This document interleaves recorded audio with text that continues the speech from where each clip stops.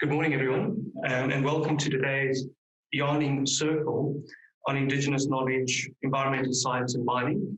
I'm Professor Neville Flint. I'm the Director for the Sustainable Minerals Institute here at the University of Queensland.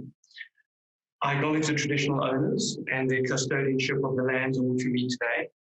On behalf of the Sustainable Minerals Institute, I pay our respects to their ancestors and their descendants and continue cultural and spiritual connections to country. We recognise their valuable contributions to Australian and global society.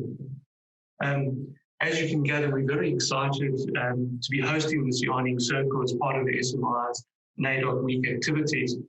It's something really new for us, and I'm really excited to be able to be part of it, and really looking forward to the rich conversations that will unfold over the course of the next 90 minutes. I would like to extend our gratitude and our thanks to all the participants, both here in the room and online. And to yourself, Norm, thank you very much for putting this all together and leading the circle. We greatly appreciate that. So the opportunity for all of us, and particularly for the Institute, is to build networks across the campus and to bring together Indigenous and non-Indigenous experiences to discuss this year's NAIDOC theme, which is Heal Country, within the context of mining. I'm going to hand over to Norm now, and I'm going to shoot down to my office and log on there and participate from my office to make sure that we comply with all the requirements. And I just wanted to say once again, thanks very much to everybody and to everybody online. Thank you very much for being part of this experience, and really look forward to what unfolds in the next 5 minutes. So thank you. Norm, I'm going to hand over to you. Thanks a lot. Thanks very much. Thanks, Norm.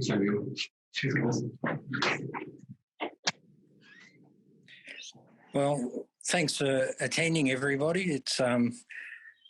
This is really difficult for me, working remotely. So if it mucks up, well, we learn more for next time. But I'm sort of thinking about this as a real opportunity to discuss things openly, which is not normal for an academic area. It's not normal to be put on the spot. It's not normal to speak without having yourself prepared and notes prepared. But what I find is really valuable in this is that we think on our feet, which is important, but we also start to think together, which I think is vital for any real outcomes to be made, is that idea of thinking together and just following on from one person to the next around the circle. I think it's a very powerful thing because you actually get a track of the conversation. You get instead of a to and fro sort of jousting, you actually get a flow. So that's the aim of this approach, is just to get a flow. And I usually warn people that my approach is to pick on somebody to start, and that's you, Sarah. Wasn't me. Oh dear. Okay. But I'll give you enough time to settle and think and move on. The thing is, if we can get around the circle 2 or 3 times in the time we've got, you actually find you're running out of things to say, which is really, I think, a very powerful thing. But also you actually get things come out that probably need to be said as well. So we just let it happen respectfully, and 4 or 5 minutes each, and it goes around clockwise for me, goes around starting with Sarah and going around the people in the room and then back to the people who are online. And Jim, if you could manage that, because I can't see the screen, who's online. And we just start by acknowledging the connections between us. even though they're digital. And I really thank Aboriginal people for attending. There's a lot of expertise in the room from an Aboriginal perspective. So thanks to Rob and Charlene and everybody else who's attending, and for Rod Williams as well. So if you're feeling comfortable to start, Sarah, are you right to start? Sure. I was dreading this. Thanks very much, Norm. Okay, so I guess I'll start with my name. So I'm Sarah Holcombe. My disciplinary background is in social anthropology. I work at the Centre for Social Responsibility and Mining at SMI. I've been here about 4 years now, actually. It's been a while. But I think I'll start with, positioning myself a bit in my formative years, really. So I started as a 21-year-old social anthropologist working for the Central Land Council. So the first sort of 10 years of my life really were working. It's hard to know who to address, the screen or the people in the room. The people, yeah, because I'm talking to you, really, yeah. So I guess my formative years were working under the Aboriginal Land Rights Act, where Aboriginal people had free, prior, informed consent rights. And I worked with the CLC and then the NLC, and then I also did a PhD in Central Australia. So I also want to, pay my respects and recognition to the Peter Oskan speakers. And I spoke to one of those people this morning who was sending her good luck, so I wouldn't be wondering all my look, wouldn't be shamed. And so I pay my respects to those people because I've been working with them for over 25 years now. So I guess for me, coming from that background of working with a really strong set of legislation, where Aboriginal people had free, prior, informed consent rights, and I was effectively working as an intermediary really between an Indigenous set of knowledges and Western knowledge systems. So that's sort of my comfort zone in a way, working as an intermediary in some ways. So I guess for me, when I started, moving beyond the Northern Territory and working in Western Queensland and Western Australia, and I realised how extremely unequal the rights were apportioned across Australia, even though, people in the NT, like Gurrwa, for instance, would have country in the NT and in Queensland if they have two completely different sets of rights. And the right to negotiate is a really limited right in so many ways under the Native Title Act. It's not a right to protect sites.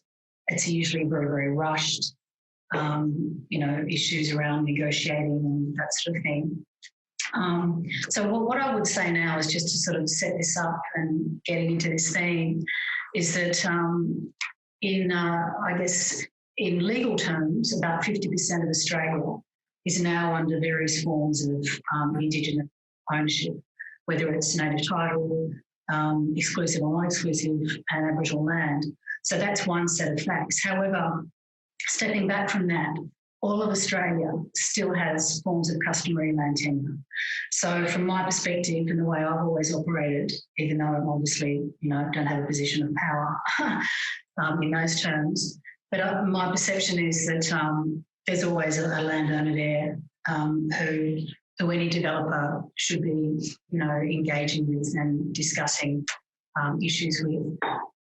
It's never a blank canvas. There's always traditional owners, whether it's legal, under the mainstream, colonial set of parameters or otherwise. So I guess something I'd say to sort of lead into this is that a hell of a lot of Indigenous land use agreements have been negotiated, since the Native Title Act came into being. And what have they been delivering for these peoples, particularly in Northern Australia, where a whole set of major mines are in closure? Are there Aboriginal voices in those closure plans? Is there any element of discussion about mine closure and rehabilitation and remediation using Indigenous knowledges and expertise in those mine closure plans and in those agreements? And I can answer that and say no. Kieran O'Farclay and one of his other colleagues about 2 years ago looked at about 50 agreements across Australia, because he had also negotiated some of these agreements. And he said quite clearly that at that point, over the last 25 years, there's often a focus on what you can claim, what you can get. It's either something or nothing, often, under the Native Title Act. And there's so much focus on site protection, employment and training and, various forms of royalties, that often the issue of mine closure has just completely fallen off the table. And of the 50 agreements he looked at, there was mention in any substantive way of mine closure about 5 times, which is a major problem in terms of how we ensure that Aboriginal people have a seat at that table. Because we also know that there's just no legislative framework in all states and territories that actively incorporates Indigenous rights and interests. All the EIS legislation, Indigenous people are just another stakeholder, whereas we know that's not the case. They have prior rights and interests that just are not legally recognised except under the Aboriginal Land Rights Act and ENT. And actually, South Australian legislation also provides a form of FP for some groups. Yeah, so I guess I'd probably just like to lay that out there by sort of saying that at this point there's a lot of work to do to ensure that when these mines do close, that there's Indigenous expertise brought on, because as we know, there's a lot of Indigenous land nation expertise amongst the hundreds of ranger groups that have now been incorporated across Australia. So there's a lot more I could say in a way. So I don't know if I'm not too keen to take up too much more time because there's a lot of other people. So should I hand it on now? Is that what we do? Yeah, that's what you do. Hand on to the next person and they pick up and introduce themselves. And the next person is the person to your left. That's you, mate. Lucky you. Hello, everybody. My name is Carlos Vidal Borges. I'm Portuguese, and I was just thinking about that while Sarah was talking, because I may be the only non-Australian in the circle, which may be irrelevant, but also brings a different Australian. No, I don't identify as Australian. I'm an Aboriginal woman. I mean, born in this land, but right. So the reason I think that's important because it brings, diversity, but more so because I have a completely different background in what relates to this topic. And so I came to Australia in 2009 first. I went to Adelaide, which is Ghanaland, and I've done my PhD in the Eyre Peninsula, which is Nauland. And for the first few years, I had no, real perception about Indigenous issues because I was just living in this Eurocentric world at university and with rugby and all those things. And I guess later on, I discovered some books that showed me that the world was a bit more complex than that. And then in 2013, I attended an international conference in Paris, and Brad Moggridge was talking there. You may or may not know him. At the time, he was not known at all. He's now a bit more known. And he's probably the first Indigenous hydrogeologist. And now I think he thinks there's 2 more younger people. And at the time, he gave this wonderful presentation, probably the best presentation I've seen in my life, and was about the Indigenous knowledge on water and also the water rights or lack of for Indigenous people in naturalized water, in groundwater more specifically. It's more racial in mind. So, and that really, with reading those books, attending that presentation really shifted, my understanding, or gave me an understanding I didn't have, but also gave me a purpose of why do you do this work? Like, why do you work in science? And I just got more interested with it. Unfortunately, I've been trying, but haven't been able to do much work on this on the topic. But recently, with Sarah and with the help of other people, we wrote 2 proposals for PhD students to work on our field. So one on groundwater, which is my field, and one on the land rehabilitation, which is more Peter's field, and Peter will talk later about that. But the idea is to combine Indigenous knowledge in our Eurocentric science, and also to not only the knowledge, but probably more so the perspectives in terms of what's critical to address under that perspective that we are not able to and also to be more inclusive. So if you're going to address water issues or land issues, we need to take the perspective of the people that matter and that live on the land. So that's where I'm at. The other thing would be that we know that in other countries and I was listening to a talk by Brad actually this morning, and he was saying, for example, in New Zealand, they're much more advanced. So in New Zealand, they have these river systems that are now pardon if I'm wrong with the terminology, but they have the status of a citizen, a person. So, and that has to do with the connection that the Maori people have with that specific environment. They're also doing a really interesting research project on basically what I would like to do, would be combining two types of knowledge, the Eurocentric and the traditional or indigenous. And they're doing that through a government agency in New Zealand, so using all types of knowledges. And then, for example, I have Ecuador that gives rights to nature. And as a person, it was the first country in the world to do so. And they do it in a way that nature has the right to exist and to be, I guess let's call it healthy or have a well-being. And people have the right, but also the obligation to take care of it. And I guess what it tells me is that that's basically just going back to what people were doing traditionally for thousands of years, isn't it? And then all these modern governments are understanding that. So I think we should be on that path as well. So that's me. Cheers. My name is Jim Walker. I'm the descendant of the Yaga, Yuman and Goreng First Nations peoples here in Queensland.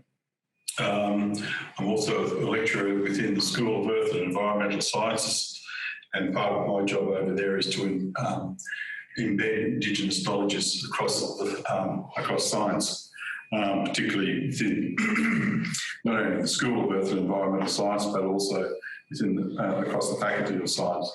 So we've covered areas such as geology and with Renji Chow over there, and also into environmental management, urban planning, cultural heritage management. So when we start to look at mining, it's one whereby I see that it's all well and good to talk about rehabilitation. It's a bit like putting in a policy or a program and forgetting to put in evaluation. And I think that rehabilitation certainly comes around that, and those issues around groundwater are really impactful, especially when you start to look at Kakadu now with what's happening there, and we see it with other mine sites across the continent. You know, it's I wouldn't hesitate to say across the globe. But what we see though is, you know, how do we talk about consultative mechanisms, and we say that yes, Indigenous people have been consulted. But you know, what does that look like? And part of what I see, you know, through my time here, but also when I was with CSIRO for 7 years as manager of their Indigenous Engagement Office, it means different things to different people. Consultatives can mean we went out and spoke to them, and I've seen it within government as well. We went out and spoke to them, and so that's consultation, and it's not so much a two-way street. And that's where we're falling down. I think that what we've got to do within these agreements, especially around mining and rehabilitation sites, is that we have to have good governance. Now we've got, and that good governance has to have equal participation, if at least, of Indigenous peoples and representatives chosen by them, not by others, the other. You know, I guess when I start talking about the other, I'm not talking about Indigenous other. We're talking about mainstream other for a change. And what we see here is that it must reflect, as Sarah said earlier, free, prior and informed consent. And that free, prior and informed consent must mean that when you start to negotiate, especially around and let's talk about mine site rehabilitation or mining in general, that informed consent has to be in a language that people understand. It's got to be able so that they are able to make decisions on that. They have to be part of the decision-making governance structures. I think that we see a lot of legislation and a lot of international conventions, and especially, for example, the EPBC Act, Native Title, Queensland Aboriginal Heritage Act here in Queensland, the Queensland Torres Strait Islander Act. And we see those international conventions such as the United Nations Declaration of the Rights of Indigenous Peoples. We see the forums where we can address international issues such as the United Nations Permanent Forum on Indigenous Issues.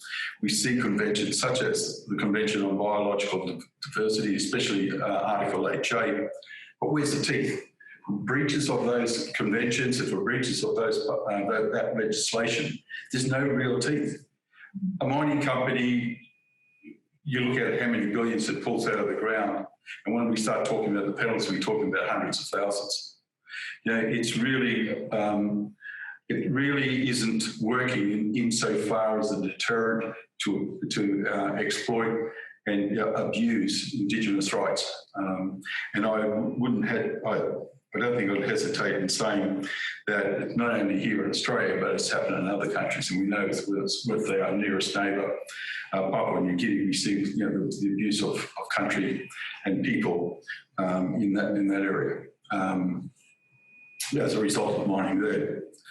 I think that when we start talking about it, and we start talking about the rights of nature, which you were referring to before, within the river systems, and I think that, you know, we've got a good opportunity to do something here with Maiwa, or the Brisbane, or Mianjin, which is the Brisbane River. I think that if we take a leaf out of New Zealand's book, and we don't even have to go to New Zealand, we can actually look to the Yarra River, where the Victorian government has introduced new legislation around the rights around the Yarra River. And I think that when we start to look at that legislation, we need to make sure that there's those penalties. And so when we start talking about mine sites and groundwater, you know, the issues of those aquifers, you know, they're the ones that we have connection to for 2,000 generations, because they're features in our songlines, it's features in our dreamings. Our connection there is, I think, vital, and I think that there's no reason why we can't look at the rights of nature within these aquifers to protect those against from mining or during the mining process, but also within the rehabilitation. Why go ahead and do something if you don't know, if you haven't got a solution to how to fix it afterwards?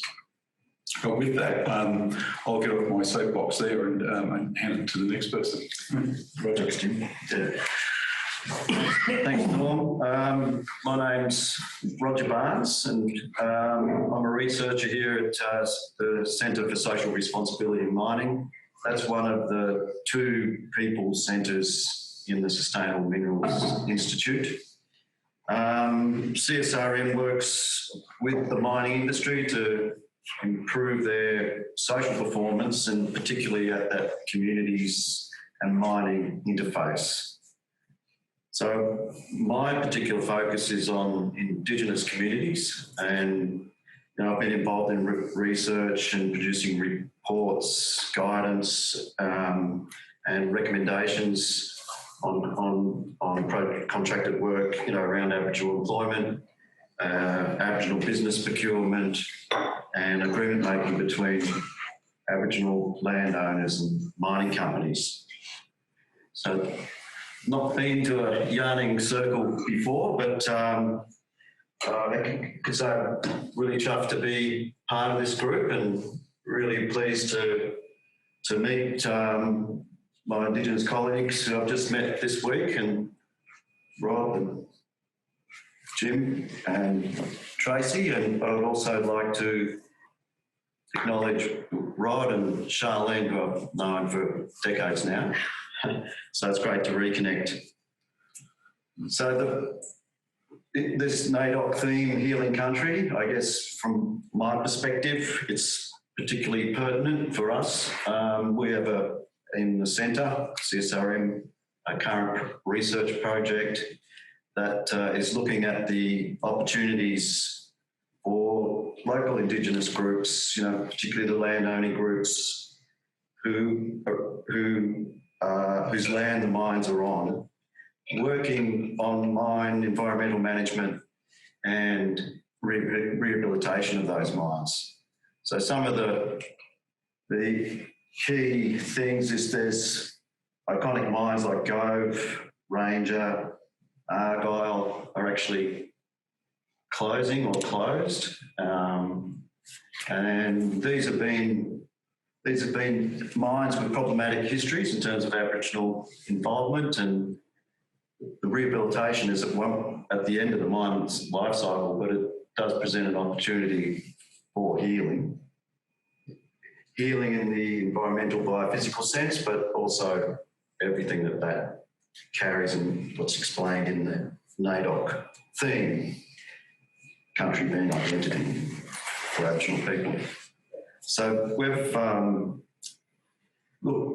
a scoping study, just a quick look across different mine sites to see what activity there are that is happening between mining companies, Indigenous groups working on environmental work, and we can see that there is some activity in that sort of interface. It's small, but it's what we can see. The evidence is showing us it's really valuable for the local groups to be involved in a participatory way. They're participating in the activities, which is one way that addresses the consultation issue you mentioned, Jim, is that if Aboriginal people and the landowners in particular are actually working on the activities, they can understand the issues and the topics and all the factors that go into rehabilitation, say, so that they can engage in a substantive way and contribute to that rehabilitation and the outcomes how they want to see it. So it's kind of the thrust of the research we have going at the moment, and we would like to get a little bit deeper to understand you can see the opportunities, but I guess understanding the constraints around that would be useful, because what we'd like to see is the industry take up this opportunity of participation beyond sort of employment on the operations, beyond business procurement through the operations, but looking at open up this domain of environmental management and rehabilitation as an area of engagement to try and address some of these issues of marginalisation and bringing that and creating the avenues for the knowledges Indigenous knowledges that you're talking about to have an impact on what companies are doing.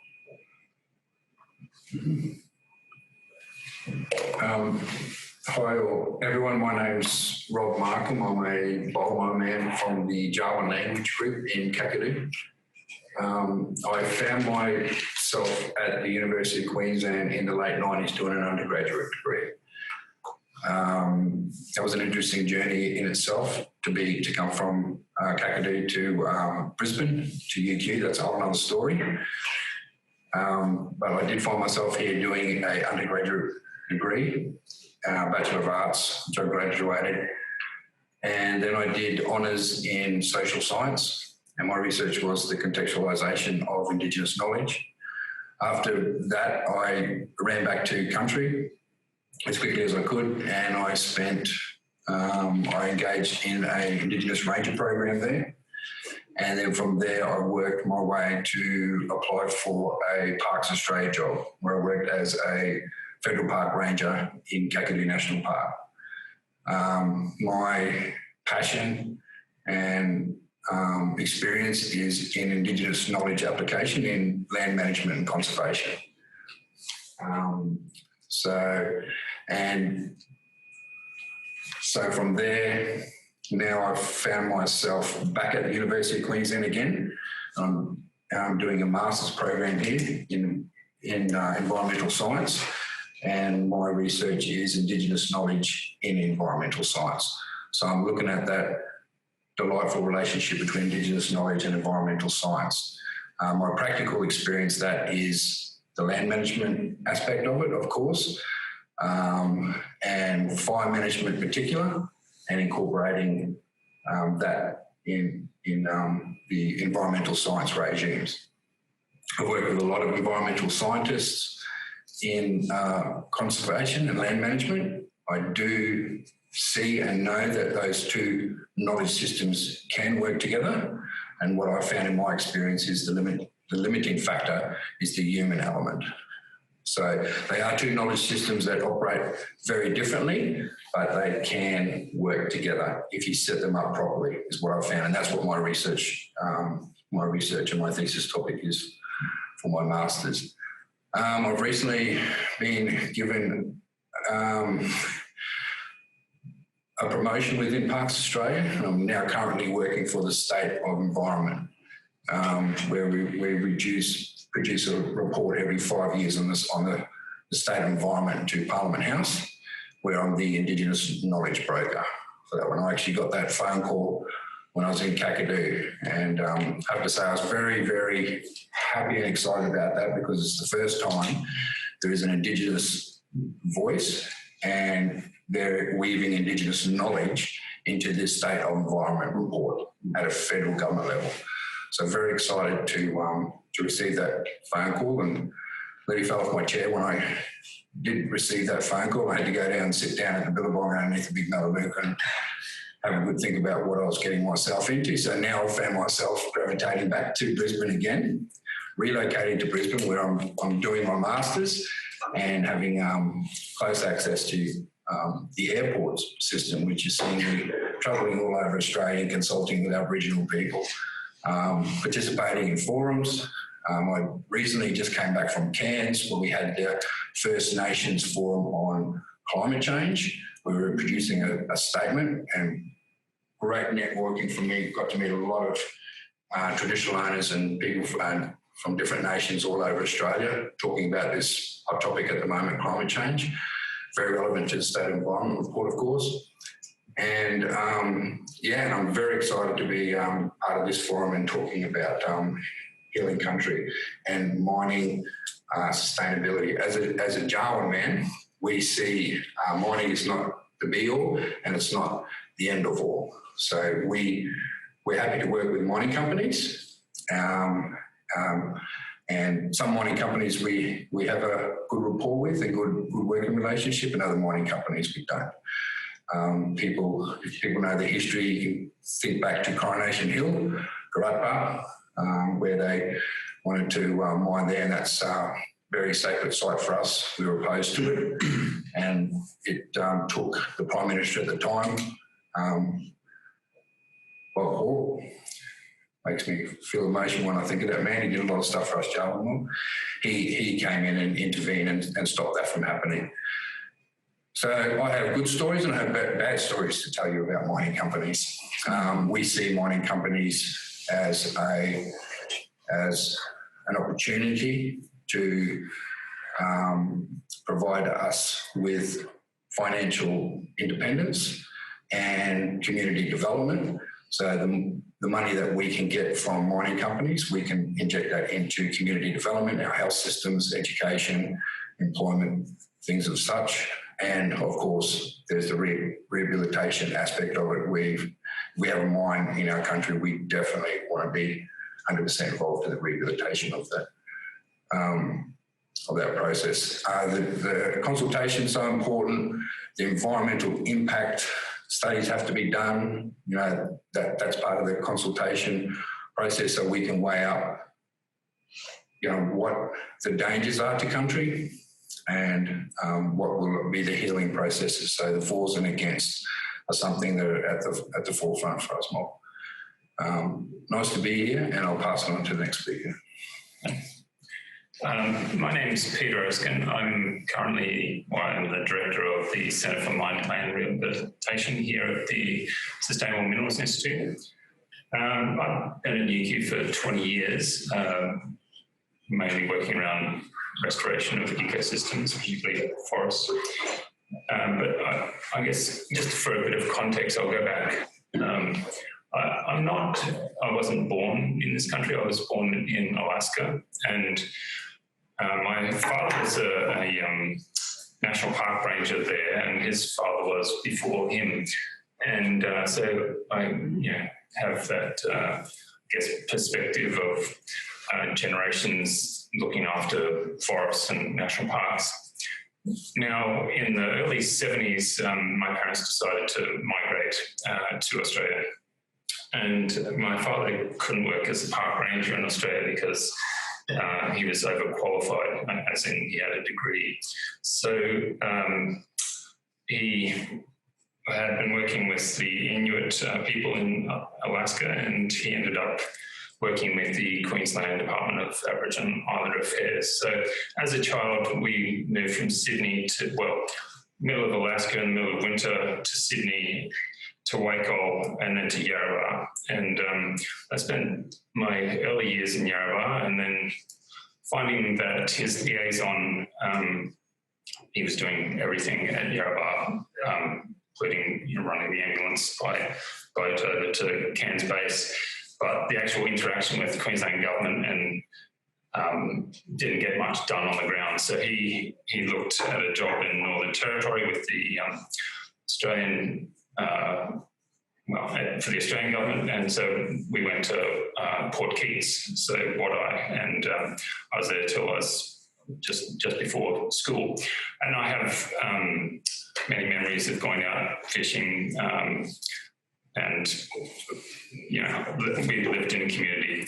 I think dealing with government, and dealing with community and seeing that there was no action taken place, I think my father genuinely interacted with the community to find out what they wanted, and that fell on deaf ears, and they got what the government felt they needed. And I guess that perspective has remained with me for life, that I think you can, as a person, you can do everything you can to consult, but the system is still built and constructed in a way that doesn't really take that into account.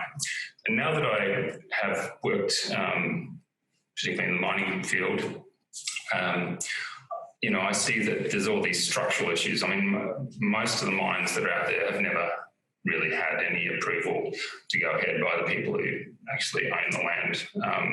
I don't see that changing in a hurry in most of the country. And so we're left with this legacy that there's a tokenistic attempt at the end of mine life now to include the people who in a lot of cases didn't want a mine to go ahead in the first place and had no interest in it, and to take them on some journey about healing country, which is in a lot of cases well beyond anything that can be healed in our lifetimes. And I also see the legacy that then some groups are left with in that, for example, at Stradbroke Island. I mean, in all intentional purposes, I think the company in Queensland context did a very good job in a biophysical attempt to get biology right, but it's going to be handed over to the traditional owners to manage, and it's very complex, and there's not a lot of mechanisms to support how that will be done, and having traditional knowledge of that land, and the land has been turned upside down, and all these new species that have come into our country. These are really complex problems, and I think to solve them, or to attempt to solve them, is really a dialogue that needs to be had, and it's not as easy as just traditionally you hand it over and you're the next land manager, off you go. And I helped organise a conference recently in Darwin for the Society for Ecological Restoration, and we had a number of speakers there. One was from New Zealand, and New Zealand, everyone holds it up as a model, but they have some interesting models, and one of them is they have national sort of research questions, or something that the population votes on, and a large proportion of that money has to be spent on Indigenous knowledge. And, you know, until we get something like that, there isn't really the currency to drive that collaboration. I mean, it requires, you know, there's, you know, the country's good at producing money and spending it on car parks or other things. But those are the sort of initiatives that we need from governments to right some of the wrongs that have been perpetrated by them as our elected representatives. So I'll leave it at that. Hi everyone, I'm Charlene, Leroy Dyer. I'm an academic here at UQ. I'm a saltwater woman. My family ties are Dyer, Awabakal, Garigal and Wiradjuri in New South Wales. I was born on country and lived on country up until 15 months ago when somebody told me to move to Queensland. But anyway, I do like it here at UQ. I'm in the UQ Business School. My title is Associate Director Prime, Indigenous Engagement. So Prime is around the United Nations Principles for Responsible Management Education. And within that role, it's a fairly new role. I'm doing Indigenisation of curriculum, so I'm going to have a chat with you, brother, about that. But also around, yesterday we launched our reconciliation implementation plan for the faculty and how our faculty is going to ensure that there is more Indigenous knowledges throughout the faculty. But my involvement with mining comes around employment. So I did my PhD, and that's when I met Roger, and I collaborated with the Centre for Social Responsibility in Mining on Indigenous employment, and mining was a substantial part of that. And I suppose up until that point, my only interaction with mining was in the Hunter Valley where I was living, and there was substantial mining. And I would drive up onto Wanneroo country and just see all the open cut coal mines and completely feel devastated that my lands were being ruined. I'm going to say ruined, but you know. And then I think about this heal country and how do we actually heal country when we are mining country. And so I have this tearing of my heart and tearing of my country because I feel that if we're healing country, we can't be mining country. So I'm just saying that because I feel very, very torn around. I know that my work is around all around Aboriginal employment, and a lot of that has to do with mines. I haven't quite been able to reconcile that within myself. But I'm really interested in when mines close down and they've got a substantial amount of Aboriginal employment, say for instance Argyle, so we know that at one point they had 20% Aboriginal employment. What happens to those communities and those jobs and the people who had a sustainable income that don't anymore? So I think that there's a whole new aspect that we need to be thinking around that I'm not sure that's been covered yet. So I'm going to leave it there and pass on to Norm. Or somebody. Rod, how you going? You're on mute. I get you right. Yep. Okay. I'm Rod Williams. I'm speaking to you from Gumbenga land down on at Coffs Harbour, where I'm currently a lecturer up here with Guinea at Southern Cross University, and I lecture in the areas of social enterprise, Aboriginal organisational management, and a range of other units. And I also lecture into the engineering students and the marine science students and that. And the sort of usually the last statement I make to those students is, now that I've shown you what the Indigenous estate looks like and how many organisations and that we have, when do you think you're going to run into us blackfellas? And are you ready to come and communicate with us, whether you're coming out of business, science, or wherever? So, healing country. I decided quite young that I'd work in the private sector. So I started with the Chamber of Commerce in the Northern Territory. I then went on and did my business degree at in South Australia at the South Australian Institute of Technology, where I run into Roger at our student parties. That's where I first got to meet Roger. And then I moved on then to National Mutual Funds Management, where I was a resource analyst. And the areas that I analysed was coal, diamonds, small gold and uranium stocks for the fund managers and portfolio managers. Then I moved on from there as a senior manager with Normandy Mining, where I put together all their corporate strategies and directions and how we'd engage with communities where we operated. And that work had been done before Mabo. And after that, 28 years ago, I formed a company called Goinkin Consultancy, which has been running for 28 years.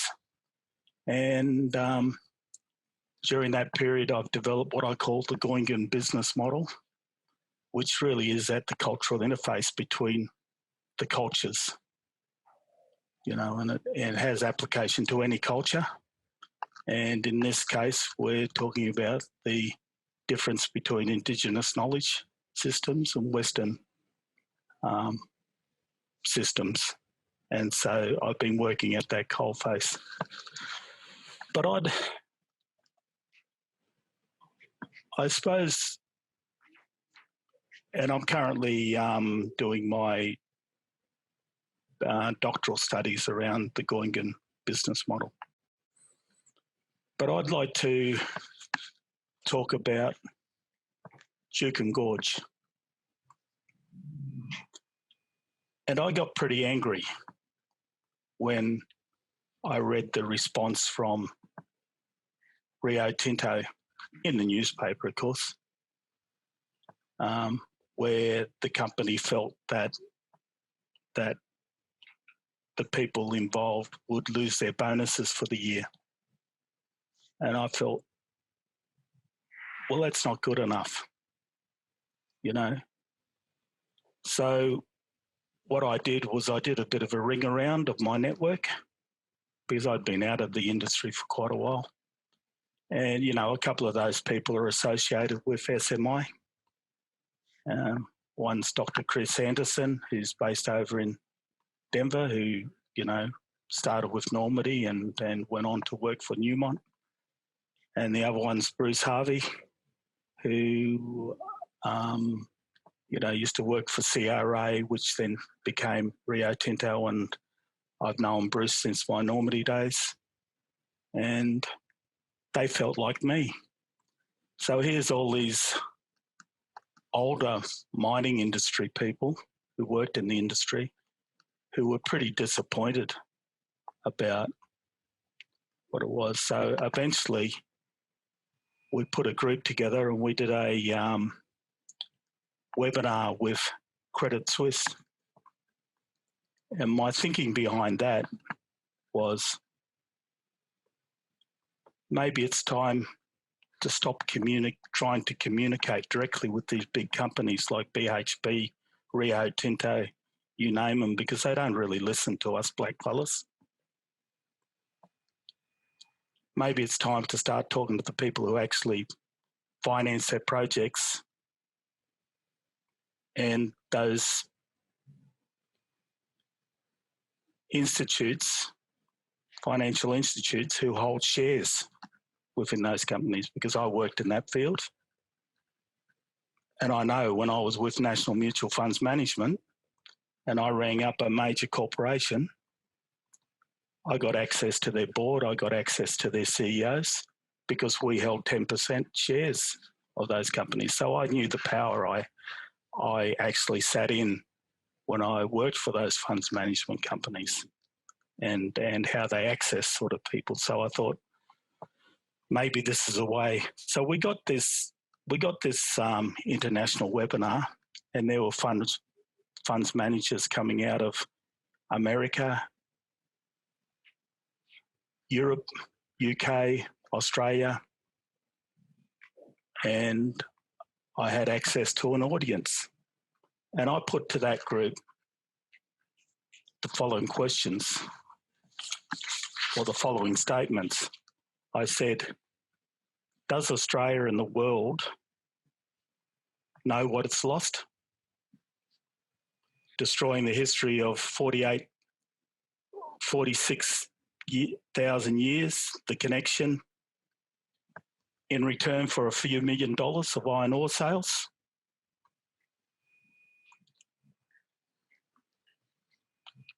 I developed the Normandy mining corporate direction and national policies in the early 1990s, pre-Mabo, and assumed that Australian companies would progress from that time. But I believe Australia's gone backwards in the last 10 years. And major, they've lost their way, and the internal corporate capacity to engage with Aboriginal people respectfully, I believe, no longer exists.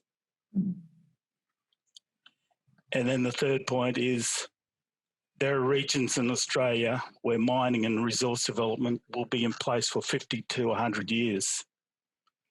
Is the final outcome for Aboriginal people that you're going to destroy our sites and our culture with limited return? And when I talk about that, I talk about financial benefits, educational scholarships, organisational sustainability and capacity, and family and community well-being.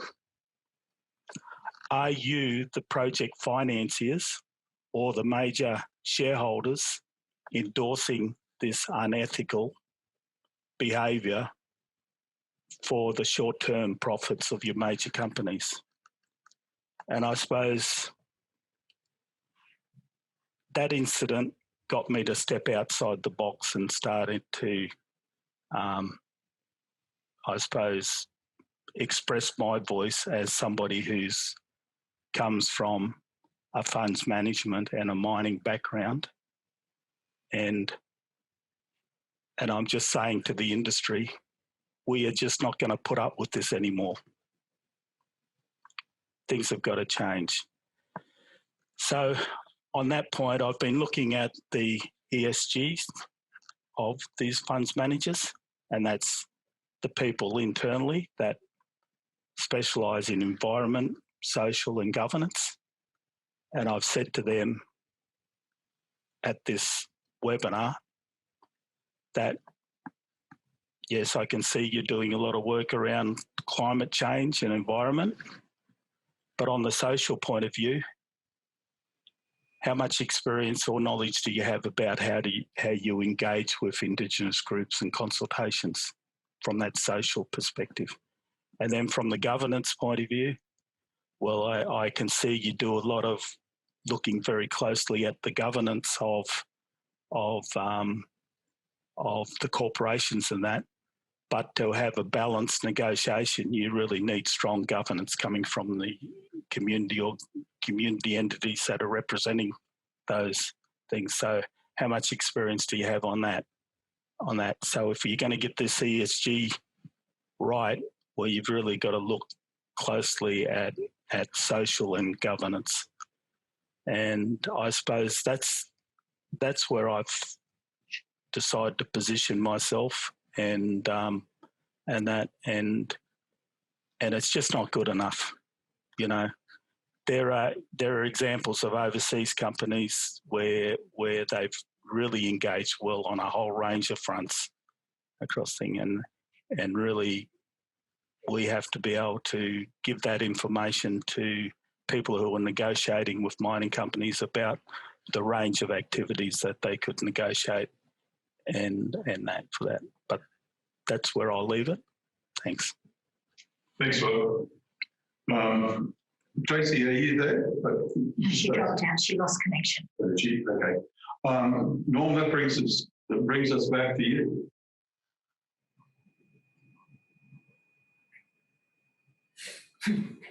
You're on mute, Norm. You're on mute.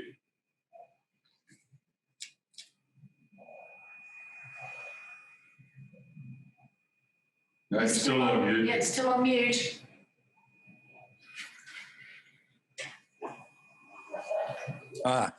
That fixes it. Thanks very much for everybody for your input to this. It's getting interesting.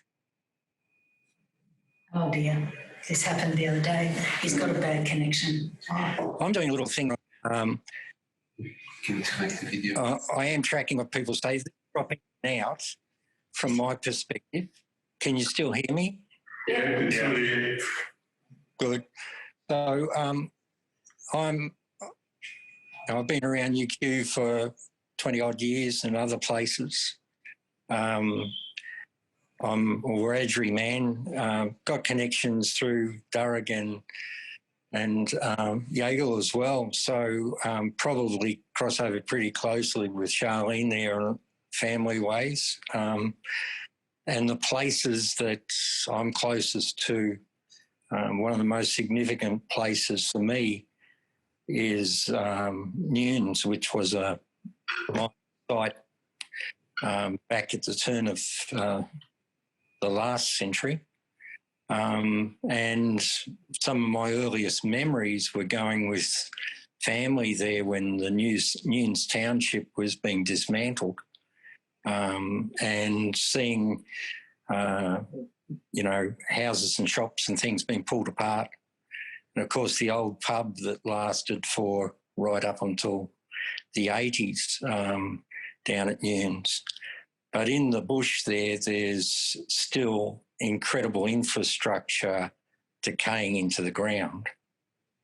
So there's huge mining ruins there that are really significant, and also the railway and other access, which is now part of the national park, and walking tracks. And one of the great and most powerful things I can see from being close to that place is how quickly country takes what it owns back, how quickly it changes things. And I can remember through the years us celebrating when lyrebirds and other wildlife started, and wombats particularly, started to reappear there. Looking at that, there's some things I can see that I think we can talk about a little bit. I've got lucky enough to have worked with some brilliant colleagues over the years, and lucky enough to have learned a little bit about systems. And one thing that comes out very clearly is there isn't a systems correspondence between anything in mainstream and Indigenous understandings of things. Currently retired, I'm renovating the back of the house and fixing up things as you do, and bought in a whole lot of tiles to retile the place, and pulled up all the old pavers. Everywhere that I work, there's living things, right? Billions of ants. This is Brisbane. There's living things everywhere. And, of course, then stacking things and then unstacking things. the ants move up when it's wet, as it has been here this winter, move up into the tops of stacks, and you move them and there they all are. And my approach is just, move them, move the tiles, walk away for 20 minutes, come back, all the ants have moved on somewhere else, keep unstacking, just take my time and be gentle with it. I have a particular affinity with ants. I think they're very clever creatures. And I think that the whole idea of a system having a personality, there's more than that. I think that country is an intelligence. Aboriginal people listen to that and are very respectful of it. Looking at how that works, well, it's something that has to be experienced, and it's not your ooju-booju magic special stuff. It's practical, real. How do you work in this place with things that are smarter than humans? And that whole idea of not being the smartest person on the planet or not being the power or everything is something that escapes all that's happened from Western colonialism, because its basis is in primary ownership and power. So to actually succeed, in my view, in what we're talking about, getting some sort of decent conversation about how to undo the damage, healing country, I think, can be read two ways. It can be read, how do we heal country? And or do we accept that country is a healing thing? So I love that, because it says, yes, country can be a healing thing. And I remember different times in my life when I've had very difficult questions to look at. That idea of going and sitting down in country and just listening and waiting, that's a powerful thing. And I've, at different times, having a hard time. I've had aunties when I was a young fella say, you go out the back there and you sit and think for a while. And, you do that, and things reframe themselves for you. So the idea that country's passive and, are nothing in the debate, that's an idea that comes from the West. And in my view, that's the crux of the problem with the West. I think there needs to be, I've got students who are brilliant practitioners who are doing work around cultures of repair. And they say Aboriginal culture is great for repairing our communities. We are so strong at fixing ourselves up and then moving into the next challenge. So the whole idea of how do we fix this, I think, maybe needs a different system. I agree with the idea of using the power of these systems against themselves. But I also think the key point missing is the power of country. So I'll pass back round to Sarah. Yeah, look, thanks, Norm. That was really powerful. And I might just talk a bit more about this idea of country as a pronoun, because country is now, as a standard, is written as a pronoun with a capital C, which recognises that it's a sentient, almost like a human being. And I guess I'd say that I've started to teach this cultural heritage management course as a professional development course.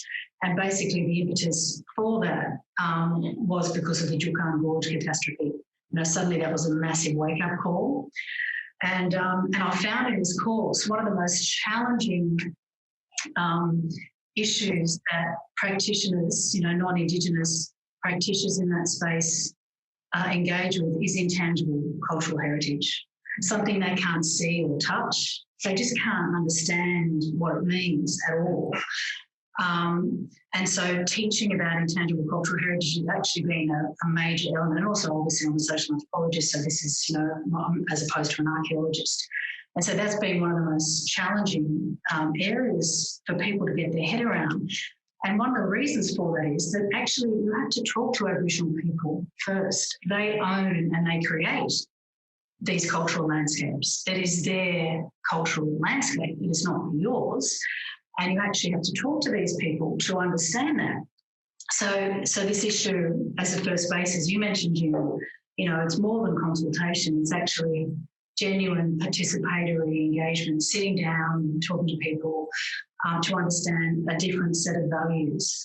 And for me, one of the big things about this course is that you actually have to change the whole issue of what value means to society, how we understand values.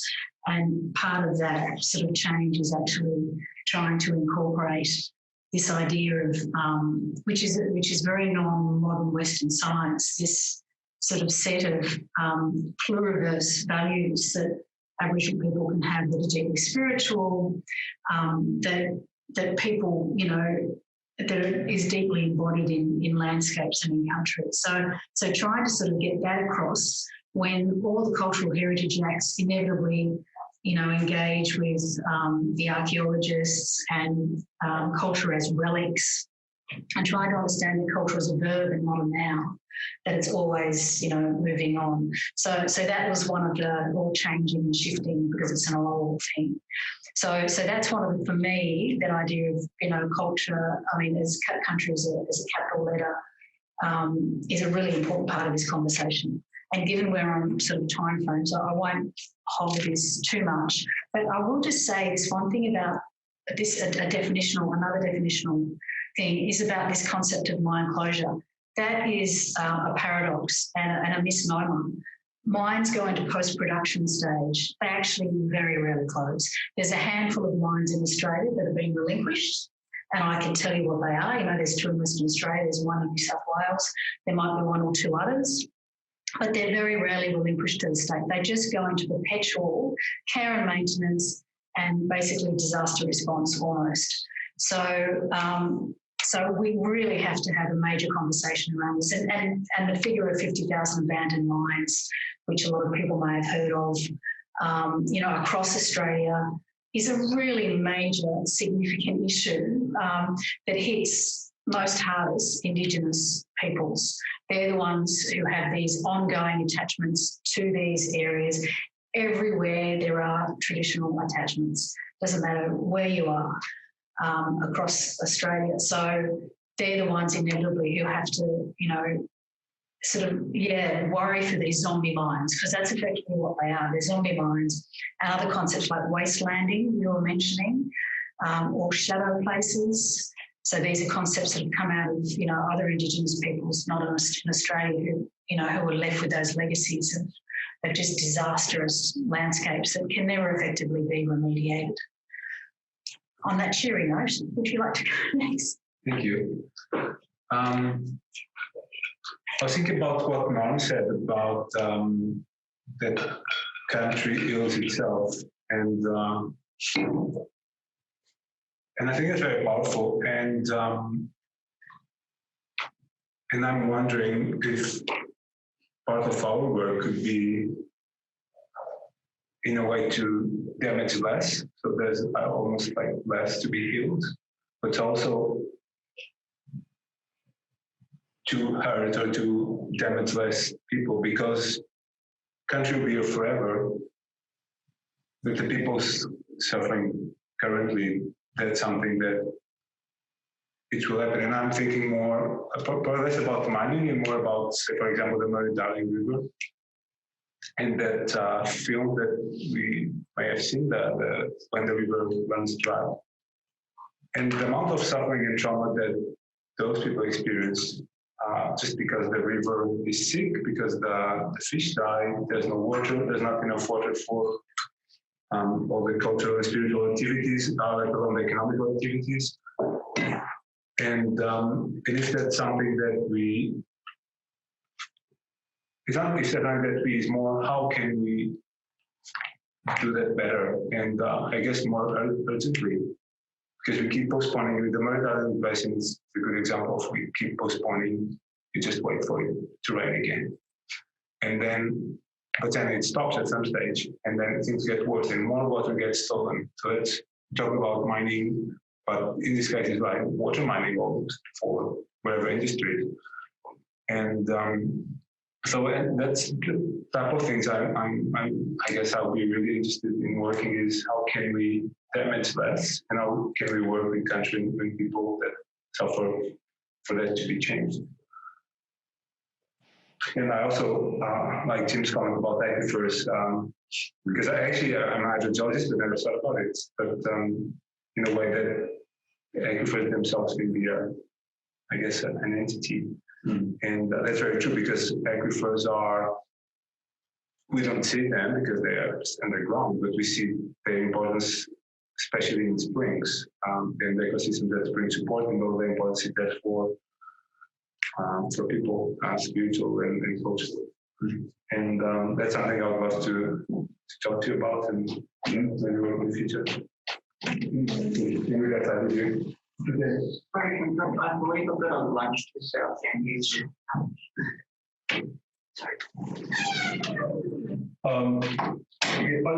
I think that for me, I like Rod's approach, the idea of that when the project financiers for in around mining actually have the mining companies call into account in relation to not only mining itself, the ongoing operation, but the rehabilitation of sites as well. And I know that within the UN Forum, there's around banking. I think there's a UN committee around finance and banking that actually places some onus on banks to actually how they engage with Indigenous peoples across the globe. And I think the four of the major banks here in Australia are part of that. And I think that when we start talking about where you go and get finance for these huge mining projects, then of course, there would be approaches. There would be some of the areas that they would approach. So having calling them in either firsthand or even if it's indirectly. The First Peoples worldwide, and I imagine that some here would know of their existence. It was run by Rebecca Adams, a Chigali woman from over in the US. It was backed by Levi Strauss, Gates Foundation, etc. And they came up with an idea of how you bring shame onto some of these organisations that then breach Indigenous rights, and especially around rights of country and not only and then within those rights of country, then the rights to be able to use country, to live country, but also to keep it healthy. And I think that here in country, there's more than one way to look at it. It's not just about protecting. It's not just about protecting the environment. It's ensuring that the environment to try and stop the impact before it happens. And so, within mining agreements, I know within the Kakadu case that there was something written in those mining agreements that how that mining company would actually leave the land. But it's certainly not reflected in reflected in the views of the Aboriginal people who are now using that country. And they talk about the disappearance of fish. And they're talking about they're not allowing the kids to swim again within those rivers. So I think that it's one whereby for healing country within this, for what we're talking about today, I think that then we've got to go back to those original agreements and I think pick up on what Williams is saying in relation to, let's go back to where they get the finance first.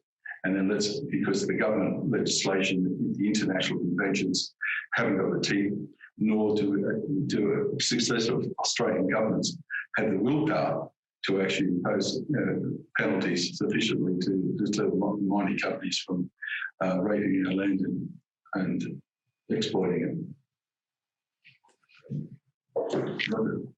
Thanks, Jim. I guess I'd just like to pick up on some of the things that have been said. You've mentioned these standard international norms not having teeth. They're essentially voluntary standards, and the mining industry can take cues from those standards. And Pete's mentioned the tokenistic effort at the end. That's his experience in seeing that, and really the lack of currency. So to make it less tokenistic. So teeth, tokenistic, and thinking about what Rod is saying addresses partly that, the source of funds. But from where we sit inside CSRM, I guess the missing element, and it goes sort of something to norms, systems correspondence, is that the systems within companies to track their social performance are not sufficiently robust that they can demonstrate how they are performing. So, say for Rod talking about the ESG and the funds, it's very difficult in the globalised context when mining companies have multiple assets that are producing, to when they distill down their social ESG type reports, it's so diluted and not attached to sites. So it's very difficult to understand how they are performing. So certainly that's an area to think about. It's to do with systems and probably not that romantic, but without those systems in place and an ability to measure or see that through that reporting how companies are performing, it's very, very difficult to address the sorts of things you're talking about when you're saying teeth and judging whether you're being tokenistic, and exactly how funds that Rod's talking about should assess companies' performance. So that's kind of an element that needs to be worked on within industry with help of people. But that's something that I think kind of links to a few of the conversations you've been having, is that ability to be able to actually assess a company's performance in that social and Indigenous space.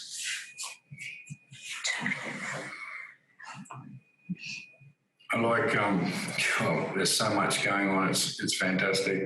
My head's starting to explode, that's excellent. I like some of the terminology that's coming out too. Zombie mines, I'm going to adopt that one. I'm going to start talking about zombie mines when I go back on country.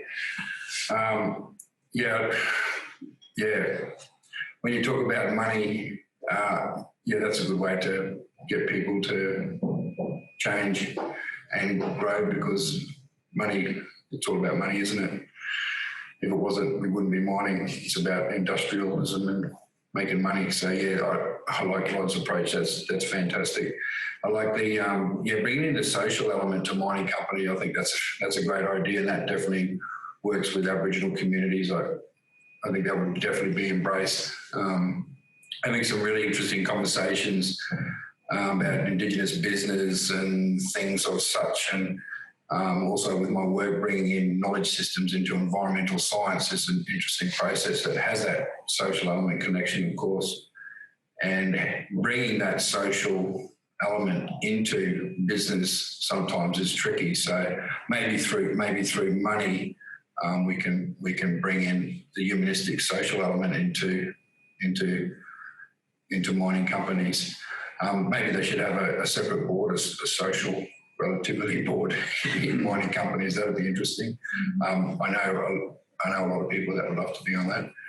I think it's interesting too, like for where I come from, we have an area called sickness country, and our law for tens of thousands of years have said if you dig up that earth, it will be the destruction of not only us Jawa mob, but everyone.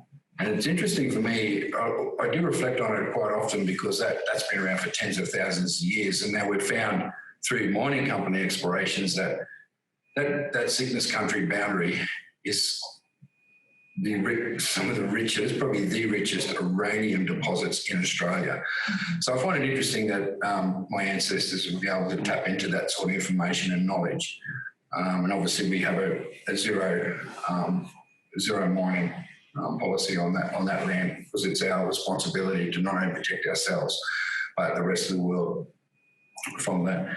I like the aquifers. When people were talking about the aquifers, I started straight away thinking about our rainbow serpent stories and song lines and train lines go through all our aquifers. So we know all our aquifers for thousands of generations. We know all those connections, underwater connections, where they come up, springs and that. And our rainbow serpent travels through those aquifers. They're very alive. And I suppose, the relational stuff is what I'm really, really, really digging in this conversation. I remember sitting around a fire on country, just having a good yarn, sorting out family politics and kinship stuff. And an old man that I was fortunate enough to be around and put me through some ceremony, he just got up and left the fireplace, and as he left, he said, "You young people, what's more important, country or family?" and walked off. Well, that started a debate, I'll tell you.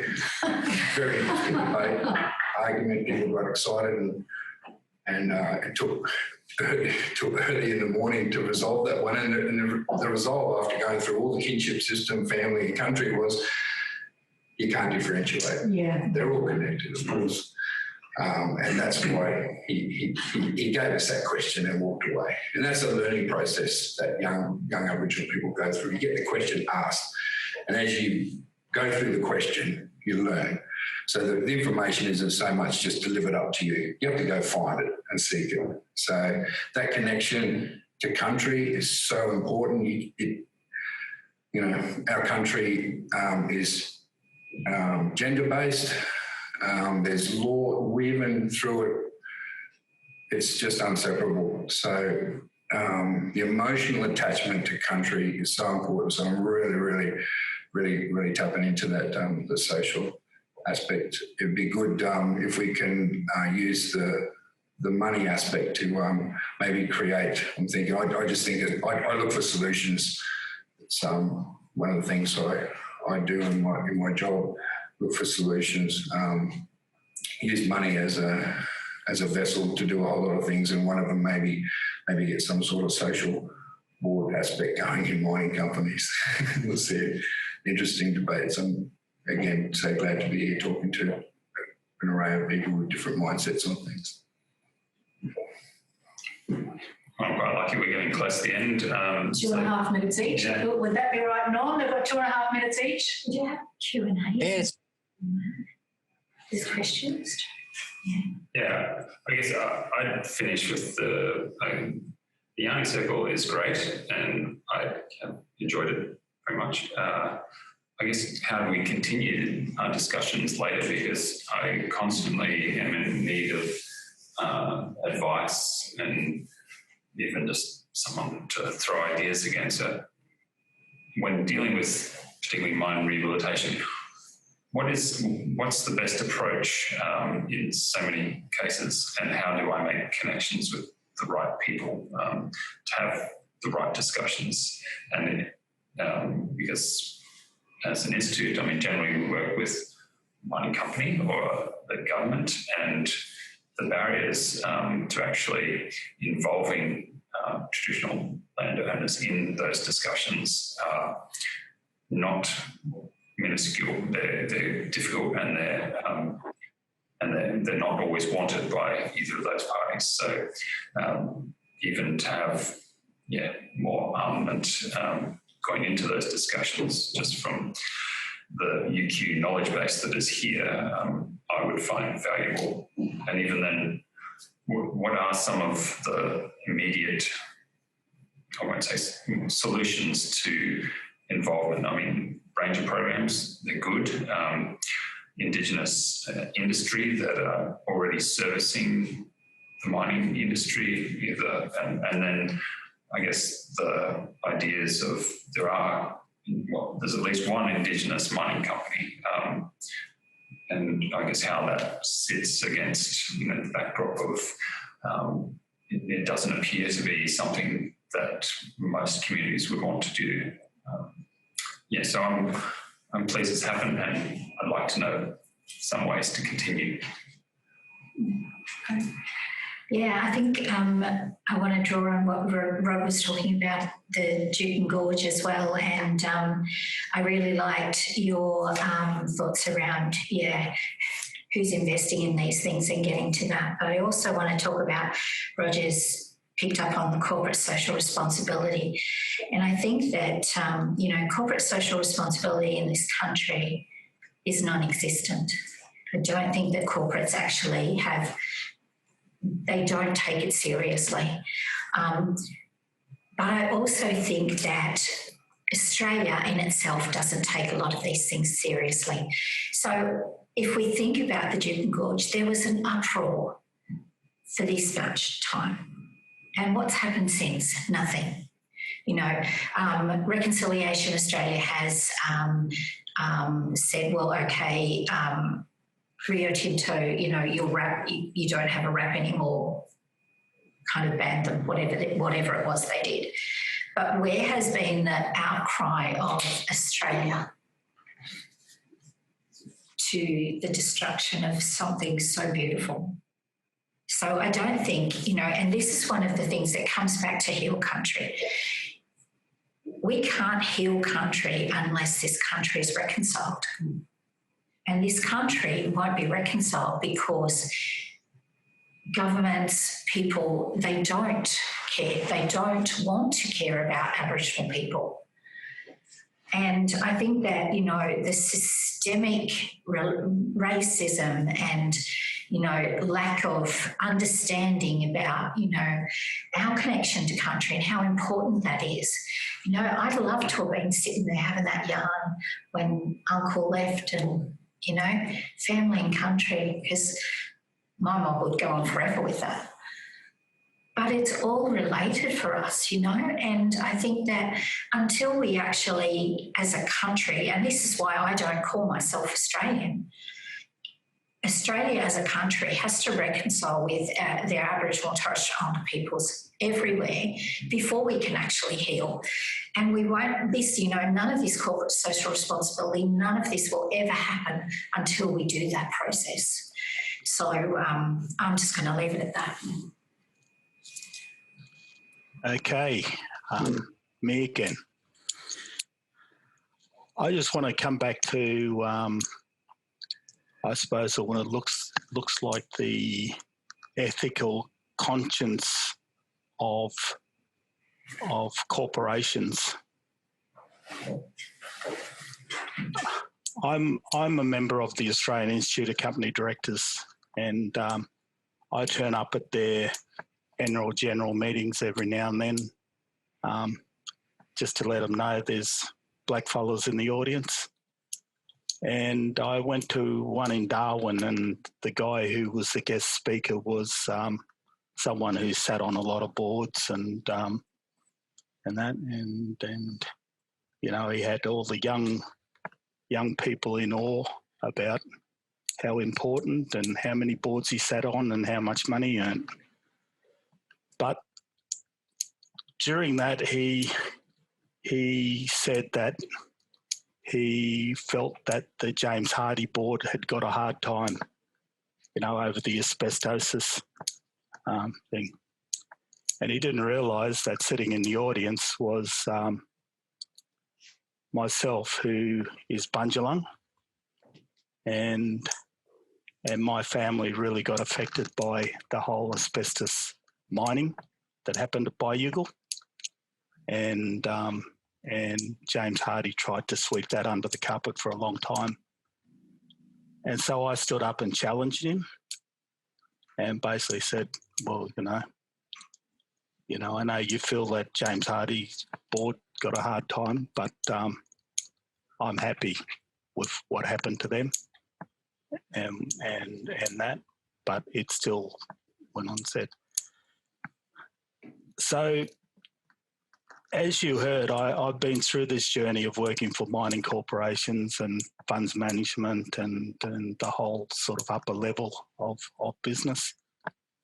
And when I stepped out in my own consultancy business, like I said, I've developed this Goingan business model. And what I had to do was forget about what I was taught. Not forget about, but restructure it a bit. Because I've been trained by some of the best financial minds in Australia, James Hardy. James Strong from Qantas. He was a major influencer on things, how I thought. Robert Champion-Crepini, George Polides, who was the head of things. So I've had access to some amazing business minds over my time and bosses and that sort of thing. And so I had to sit back and think about it. And what happened was when I was first developing my model, I was facilitator manager at the first National Indigenous Business and Economic Conference, where I picked up a lot of thoughts from all of us Aboriginal people and Torres Strait Islander people trying to get into business. But in 1993, there weren't many of us that were in business. I was one of them, and there were a few others. And I took that information, and then I sat down with a fellow called Daryl Kickett, who I believe is a very smart, culturally thinking person. And Daryl's also related to me through my son's uncle. So I said to Daryl, where does culture fit within all this? So we come up with this model, which I call the Goingan business model, and we have this bottom, on the bottom of this model, we first called it the cultural and philosophical base. And I first ran the model at Wonnarua down in the Hunter Valley with the Land Council there, doing some work with them. And I always said to people whenever I ran workshops, if you think there's something wrong with my model or something that you think doesn't work for your mob or for other Aboriginal people, just tell me.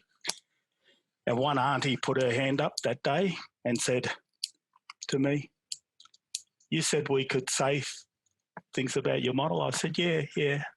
She said, see that word philosophical? That's a white man's word. We are cultural and spiritual people. And that word spiritual went into the basis of my model. And that's what I ask of people going into business, and that, what is your cultural and spiritual base of your business? When you make a decision or you take a direction, what is that cultural and spiritual base?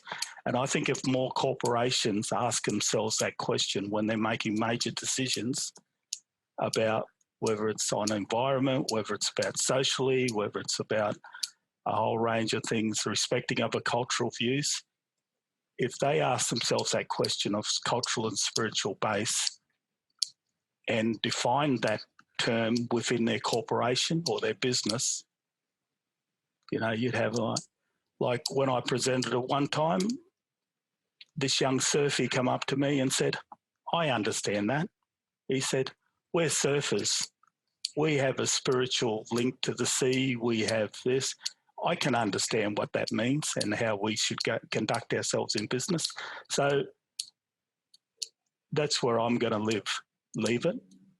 I really think we have to think about our business models and how we apply that stuff, and what is the cultural and spiritual base of what we do out there. And that's all from me, Norm. Right. Hey, thanks everybody. I think how are we going for time? We're 7 minutes over time, so we're probably better. Yeah. Well, I'll just say a little bit. It's really great to have such a good group of people together. So thanks everybody. There's so much in it. I'm sorry I couldn't be there in person. Time travel is just not one of those things, but there's just one thing about the idea of country that I'm actually writing a book with colleagues about ontology, and it's called Indigenous Doing. And there's something that some brilliant minds have looked at this in the past, and the assumptions we make about the reality we live in tend to come first. And the assumptive frames that inform Western thinking, particularly in colonised places, were set up, from the doctrine of discovery. And I think that whole doctrine of discovery thing, for me, it's fascinating because my early years were in Catholic boarding school sort of institution, if you like, and the papal bull from 1493 says essentially the world means nothing. All the matter and material is nothing. The world is just here as a place where humans test their righteousness to enter into heaven. So this whole concept of the world being nothing has a strong cultural assumptive base. And that's something that's very difficult to change. From my understanding of country, country can heal. Whether humans play a role with country after it has healed, that's a question that it may heal without us. And that's something that I see as, really part of the future. How do we actually progress without destruction? It's very, very difficult to conceive of that when the original assumptive framework of colonisation is that the world will end and then we all go somewhere else. This whole thing is a very, very huge question. And I think steps along the way being part of, I know they've been part of most of my life and most of the people's life in this room. So it's still a series of questions and problems, and I really like the idea we try and find solutions. Perhaps I could propose one that the SMI engages an Aboriginal consultative group. There's some brilliant people here who have spoken from different Aboriginal perspectives. Perhaps the SMI could be one of the first institutes in UQ that actually sets up a reference group. That might be a very powerful response, and it might be a good way of getting these sorts of conversations to continue, because it is about the conversation. It's not about somebody being right or wrong or good or bad. It's about relating across this distance, and every time we relate across it, we learn. So I think it's been a really great yarning circle. I thank you all for your honest participation, and I think we close it up there. So thanks, everybody. Thanks, Norm. Thanks, Norm. Fabulous. Thank you. I'm also just conscious we've got 10 questions in the chat. I'm wondering if Jill, who's also online, if you can, take note of the chat, and maybe I can try to engage as much as I can, maybe with Roger and other people, or I can develop a bit of a network and maybe we can engage with the questions on chat. So, yeah, and we're also recording this, so I'm sure we can do that, and we'll try to follow up as much as we can. And thanks, Norm. This has been excellent, and I like your provocation at the end, and I'm going to be meeting with Neville this afternoon. So we might continue the conversation internally and then move out again. So that's great. Thank you. It's been great, and I hope to catch up with you all over the next couple of weeks. Hey. Thank you. Thank you. See you. Excellent. Thanks.